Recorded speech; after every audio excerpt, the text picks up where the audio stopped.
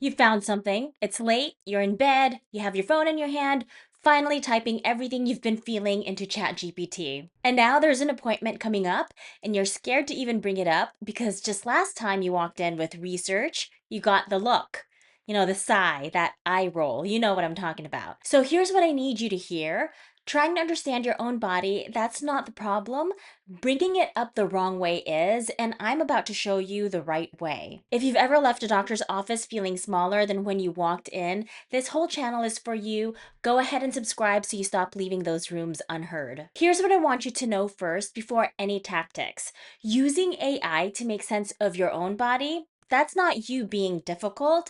That's actually you trying to show up to your own care prepared. And I know you don't want to be a difficult patient, you want to be a good one. But a good patient isn't the one who stays quiet so she doesn't take up too much time. A good patient is actually the one who brings the best clues. And AI is really just a tool to help you organize these clues. You're in big company too. A huge share of people are now asking AI about their health every single week. This is the new normal now. And here's what experts who actually study this are saying, that the smartest way to use these tools isn't to replace your doctor, it's to walk in better prepared and to actually understand things better after. And let's be honest with each other, AI gets things wrong, okay? Sometimes spectacularly wrong. It can miss something dangerous and it can convince a perfectly healthy person they're dying at 2 a.m.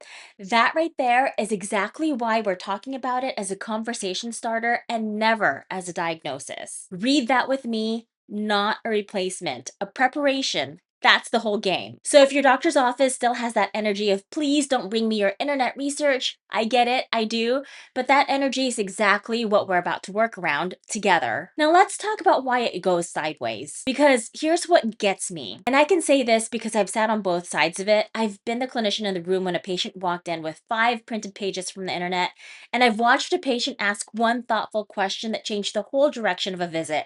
So I'm not guessing here, I've lived both versions. It usually has nothing to do with what you found, it has to do with how it lands. There's an unspoken agreement between you and your provider. You bring them what's wrong, they bring you their expertise, you trust them, they hear you. That's the contract. And when you walk in and lead with, I think I have this, even when you're right, something in that contract trips.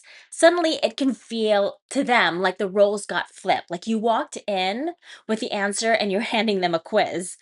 And here's the part nobody tells you.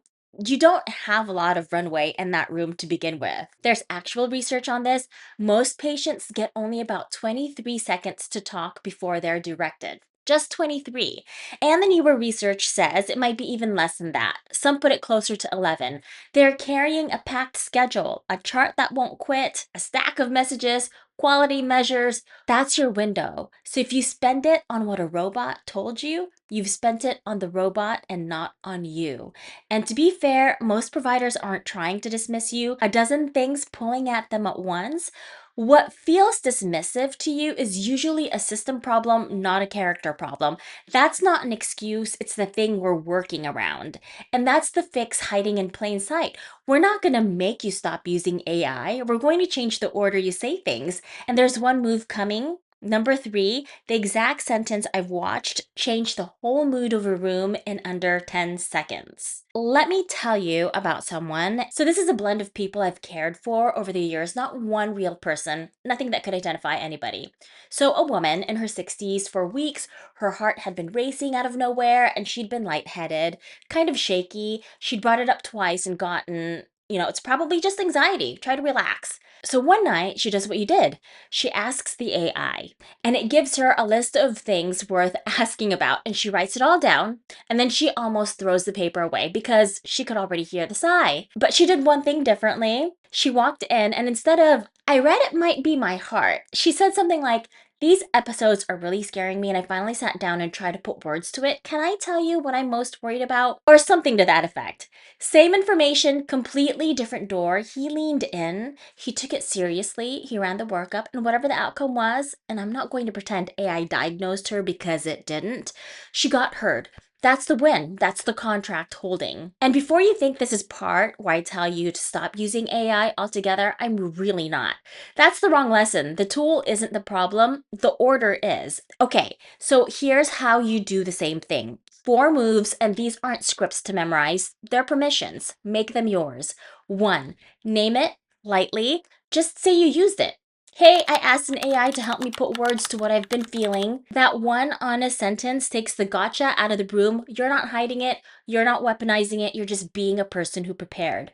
2, lead with the feeling and the fear, not the diagnosis. Remember, those seconds we just talked about, 23, maybe fewer. Spend them on you, what you feel and what scares you about it. The symptom and the worry, that's what only you can report, and that's what gets a doctor to lean in. Think about it like this. If you start by explaining what the AI said, you just spent your few seconds on the technology. But if you start with, I'm scared because my heart keeps skipping, you basically spent those seconds on your life.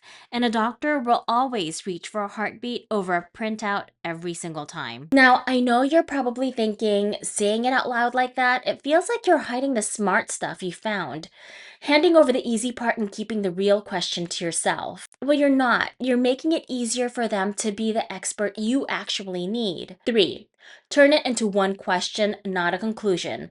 This is a move number 3, the one I promised you. Don't bring 10 pages. Bring one question.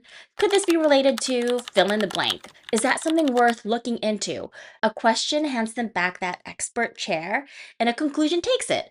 There's an old line, a word fitly spoken. It's not whether you say it, it's how and when. A question keeps you partners.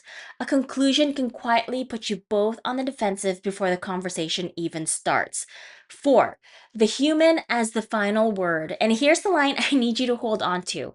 AI is for prep. It is never the final word because it can't examine you. It can't put hands on you. It doesn't know your story, your history, the look on your face. The human in that room does. So you let the AI help you find the questions and you let your provider hold the answers. And here's what gets me, so I have to say it plainly. If a tool ever tells you something is probably nothing and your gut says otherwise, you go get seen anyway. People are starting to wait at home because an app said low risk. Please don't be one of them.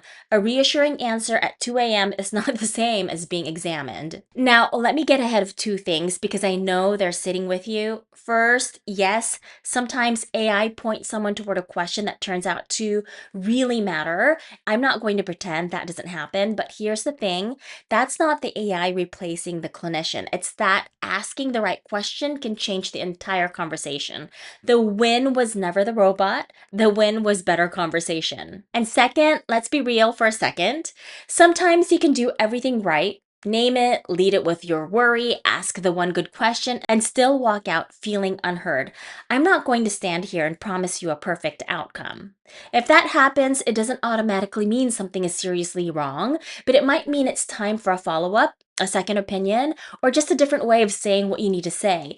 Being dismissed once is not the end of the road. It's a signal to keep going, not to go quiet. If this is the first time someone's told you it's okay to walk in prepared, subscribe, because that's the whole point of this place, you and me getting you heard. So let's bring it home. You're allowed to use these tools. You really are. That's not you being a problem patient. That's you being a steward of your own body. But the tool doesn't make you heard. The order does. The symptom and the worry first, one honest question, and the human keeps the final word. You don't have to walk in there small anymore. You walk in prepared and you let them do what they're trained to do. That's not a flip contract, that's a whole one. Because here's what I want you to walk away with.